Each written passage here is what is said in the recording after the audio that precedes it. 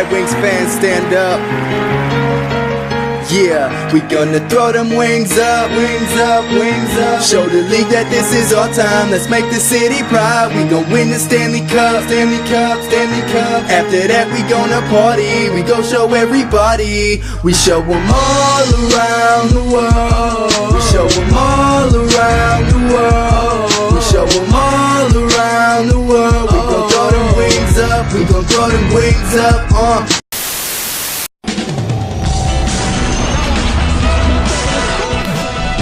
Oh, there's a goal! Oh, at least I thought he was gonna until he blew it. How's it going, everybody? It's C-RadTV back here with another video. So, of course, it is time for another edition of Detroit Red Wings Monthly.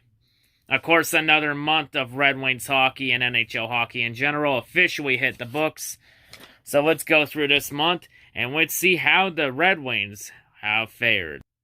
So in the month of November, the Red Wings went 3-11-2. Jesus Christ, that's terrible. They entered December 7-19-3 with 17 points. They are 8th in the Atlantic Division.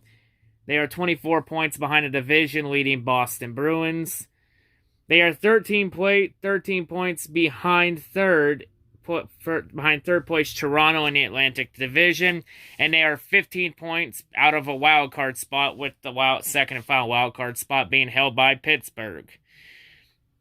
The Red Wings are 1-7-2 in their last 10 games, and they entered December on a 9-game losing streak. Jesus Christ. And the Red Wings are officially first in the draft order at the moment. And by the way, the Red Wings' only 3 wins in this month came against Boston, Vegas, and Anaheim. And then the Red Wings have lost every game since. It was just a brutal month for Red Wings hockey. You know, just tough in general. So Red Wings in November, they had 32 goals in November, averaging 2 goals a game. They also gave up 69 goals in November, averaging 4.3 goals allowed per game. Red Wings also had 437 shots in November, averaging 27.3 shots per game. So they're not really making the most of their opportunities. You know, they got to be better offensively. You know, defensively, they also got to be better too and stop giving up so many chances. The Red Wings also had 357 hits in November, averaging 22.3 hits a game. The Red Wings power play converted 13% of the time. Their penalty kill percentage was 72.9%, and their face-off win percentage was 50.5%. So power play and penalty kill has been atrocious. They need to get better at that drastically. But yeah, that is the Red Wings overall of this month. Let's take a look at the player stats. So in terms of the player stats, Anthony Mantha, he had 5 goals and 6 assists in November for 11 points. So Anthony Mantha continuing his hot start from last month. Not bad. He's actually now at 12 goals this season. Holy shit, he's doing well. Tyler Bertuzzi, he had 5 goals and 5 assists for 10 points. So Bertuzzi's getting back on track too. Andreas Athanasiou, he had 5 goals and 7 assists for 12 points. He had a really good month. Dylan Larkin, he had a bit of an off month with only 2 goals and 4 assists. He did miss some time with injury, but, you know, still an off month for him. Patrick Nemeth, he only had 1 assist this month, so only 1 point. Joe Hicketts, he had 0 goals and 2 assists for 2 points. Valtteri Filppula, he had 2 goals and 6 assists for 8 points, so he had a pretty decent month.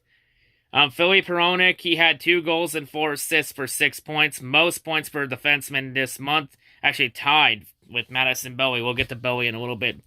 And of course, the newest Red Wing on the team, we have Robbie Fabry. Fabry, who was acquired from the St. Louis Blues in exchange, all we had to give up was Jacob De La Rose. But honestly, De La Rose really didn't do much with the Red Wings anyway, so this was a massive upgrade. You know, I know Fabry's I really liked the trade.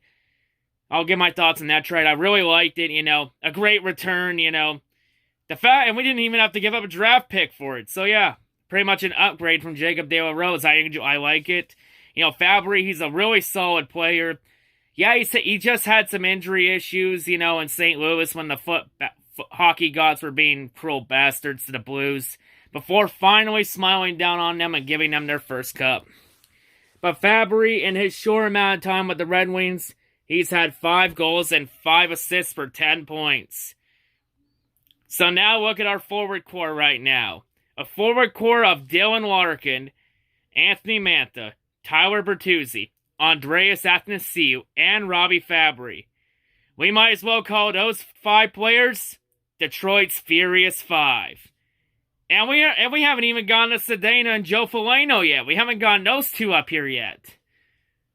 Like Robbie Fabry could be one of those big pieces the Red Wings need on offense to really get this offense going. Like, those 5 players there I just listed, that could be a very dangerous forward core in a couple years of development if they can stay healthy and they really take off. But anyway, moving on. Dennis Cholowski, he had 1 goal and 2 assists for 3 points. Madison Bowie had a goal and 5 assists for 6 points, tied for most points by defenseman with Philip Hronek. So it looks like the main defensive core has been Hronek and Bowie. You know, we're still waiting on more Seider. We're waiting on Seider, of course. Once Seider comes up, the defense will get better. Mike Green, he had 0 goals and 3 assists for 3 points. Taylor Hirose, he had 2 goals and no assists for only 2 points. Brandon Perlini, he had 0 goals and 1 assist for 1 point. He was acquired from the Chicago Blackhawks. All we had to give the Blackhawks up was one of our top defensive prospects in Alec Regula. Damn it, we need defensemen. Man. I still trust Stevie Y. Darren Helm, he had 0 goals and 1 assist for a point. So after Darren Helm had a solid month, he just really fell off again. Luke Glendening, he had 2 goals and 0 assists for 2 points. Franz Nielsen had an off month, 0 goals, 1 assist for 1 point. Philippe Sedana, he is getting some time on the roster this month, 0 goals and 1 assist for 1 point. You know, getting some limited time. He might get some more depending on what happens. Shut up, phone. I'm trying to record. But yeah, you know, I think some point this year we are going to see Joe Foligno, and I think we're also going to see Moritz Seider. I think we're going to see those 2 for sure sometime this year for their 8 or 9 games. Sometime by around mid-season, the second half of the year, we'll see those 2. But yeah, you know, I mean, we got a very solid forward core. You know, we got 2 solid young defensemen, Hronek and Bowie. You know, Cholowski's got to step up. You know, Green, you know, it's just Green. You know, he's really regressing. You know, some players just had off months from what they had last month. But yeah, you know, it is what it is. In terms of goaltender stats, Jimmy Howard, he played in 7 games. He went an embarrassing 0-6-1. Oh my fucking god, that's embarrassing. And this is our number 1 goalie. Are you fucking shitting me? His save percentage was .854, and his goals against average was 3.57. Oh fucking Christ. Sorry, that's just fucking laughable. That is so fucking terrible. Like, god damn it, Jimmy Howard is fucking trash. But don't worry, the hockey gods have fixed this problem by striking him down with a pelvis injury against Toronto. Rory pulled his groin while trying to make a save. Either groin or leg, around that area. Take your pick, folks. And then, here's the kicker. Jonathan Bernier played 11 games this month. He went 3-4-1. Had a save percentage of .899 and a goals against average of 2.82. So now Bernier is outplaying Howard. Like, I'll be honest here. I think this year it's Jimmy Howard's last year in Detroit. I feel like it's going to be his final year in Detroit. And I think Philip Larson is probably coming up next year. I just have a hunch. Like, Jimmy Howard has not been the same goalie he was in years past. He has really been off his game. I don't know, you could say defensive struggles if you want, but, you know, up to you. I do, and plus Howard only signed a 1-year extension. I feel like the Red Wings are going to try and trade Howard at the deadline to a playoff contender. But yeah, Howard's going to really need a rebound month. So then with the Howard injury, that meant Calvin Pickard got a game on the main roster. And that one game, it was against the Flyers. The Red Wings lost that game 6-1. Calvin Pickard stopped 29 to 35 shots and gave up all 6 goals. Ouch. That's brutal. Poor Calvin. That defense shouldn't hang you out to dry like that. But yeah, Jimmy Howard's going to really need a rebound month once he comes back from injury. If he really wants to get his trade stock up. Because that's going to really wrap it up for the Red Wings monthly. But yeah, that's going to wrap it up here for Red Wings monthly like I just mentioned. So yeah, with all this in store. So yeah, with entering December, the last month of 2019. With how the Red Wings have been this year, let's cut to the chase right here. It is obvious the Red Wings are tanking. It is obvious the Red Wings are trying to tank and win the draft and hope to get lucky and win the draft lottery. Because the Red Wings are rebuilding. We know that they're rebuilding, and you know, it's going to be a while before this team is competitive ever again. And of course, you know, this team will get competitive because of Steve Yzer-plan, the GM. Like, look what he did in Tampa.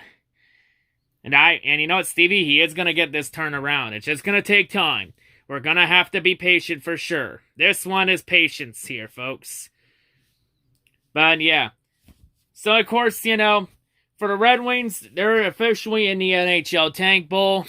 And, of course, for the Tank Bowl this year, the main prize of this Tank Bowl is the first overall pick, the number 1 pick in the draft, of course. The main focus is on a forward out of Quebec from Rimouski named Alexis Lafreniere. Hopefully I said his last name right because that's a French last name and I have a tough time saying those last French names.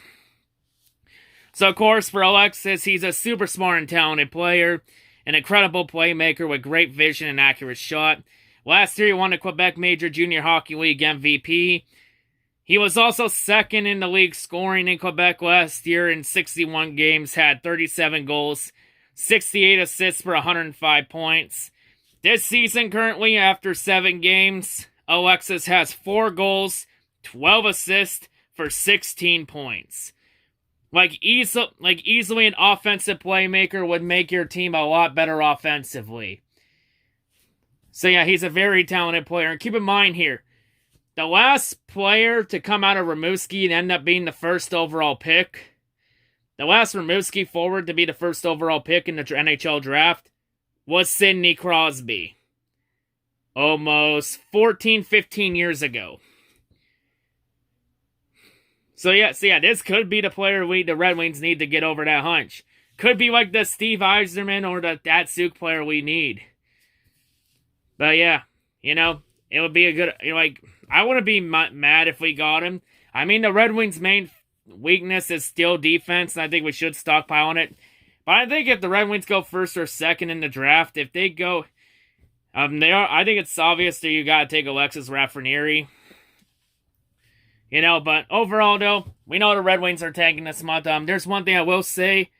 I do think the Red Wings need an upgrade at head coach. I think it's time. I think it's time the Red Wings need to fire Jeff Blashill. Like, I've been calling for Blashill's firing for over 2 years, and it's long overdue. Blashill has overstayed his welcome. Like, don't get it wrong. I know it's a rebuild, but Blashill's been here for 5 years. He was brought in when Babcock shockingly left the Red Wings to go coach the Maple Leafs.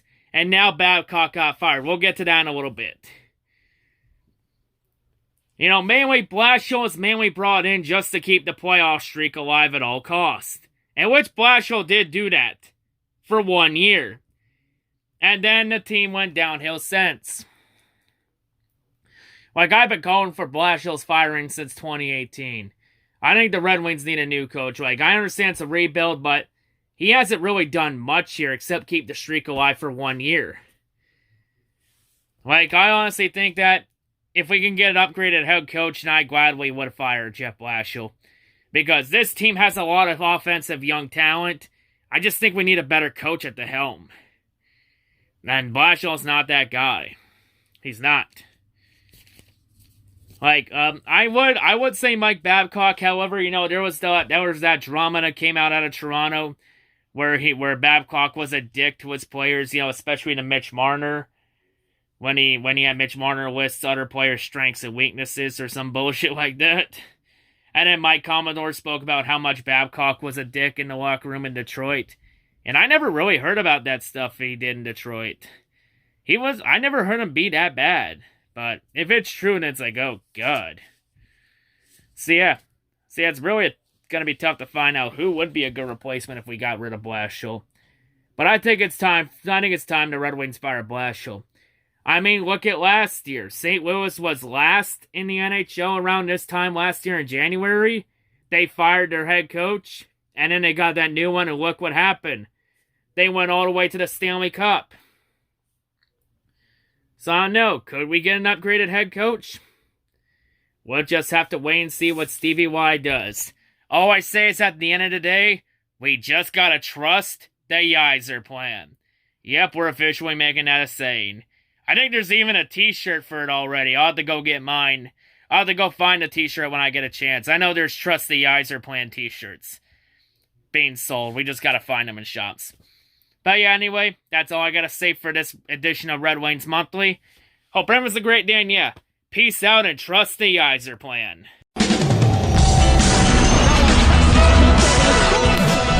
Oh, there's a goal!